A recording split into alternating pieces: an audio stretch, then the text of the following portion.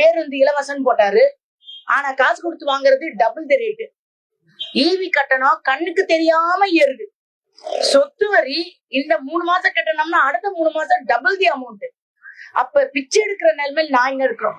காய்கறியா rate, sticker ஒட்டும் அரசாங்கம். என்ன நல்ல திட்டம் வந்திருக்கோ ஸ்டிக்கர் அவங்க பேரை ஒட்டி மட்டும் வச்சுக்கிறாங்க. மீறி எந்த ஒரு இதுவும் இல்ல. ஒவ்வொரு பெண்களும் கண்ணீர் விடுறாங்க. அவரை பத்தி பேசினாலும் எந்த ஒரு ரெஸ்பான்ஸும் கிடையாது. அன்னைக்கு கொடுக்கற அந்த அதாவது ஃபுல்லா அந்த குடிசை மாற்று வாரியத்துல இருந்த மக்களை கவர்ற மாதிரி அன்னைக்கு ஒரு சேலை, ஒரு பிரியாணி பாக்கெட்டு, ஒரு மளிகை சாமான் கொடுத்து அடிமைகளா முட்டாள்களா கையேந்தி வைக்கக்கூடிய பிச்சைக்காரத்தன அரசியல் பண்ணிக்கிட்டு இருக்காரு. யார் அவரை சொன்னாருன்னு முதல்ல கேளுங்க. ஓம்பிள்ளைய உன்னை டேடி மம்மி அம்மின்னு கூப்பிடுது. அடுத்து உங்க அப்பா அம்மா கூப்பிட்டாங்கன்னு யாரும் சொல்லலையே. அப்பா அம்மா கூப்பிடுறதுதான் இப்ப வளர்ச்சி அடைஞ்சிருக்கோமே.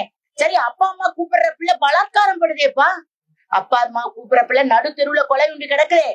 அப்ப உன் பிள்ளை செத்து போனாலும் உன் பிள்ளை பலாத்காரம் அடைஞ்சாலும் குடிச்சு செத்தாலும் உனக்கு கவலை இல்லையா? ஜீரோ. சட்ட ஒழுங்கு ஜீரோ. பாதுகாப்பு இல்லாத ஆட்சி.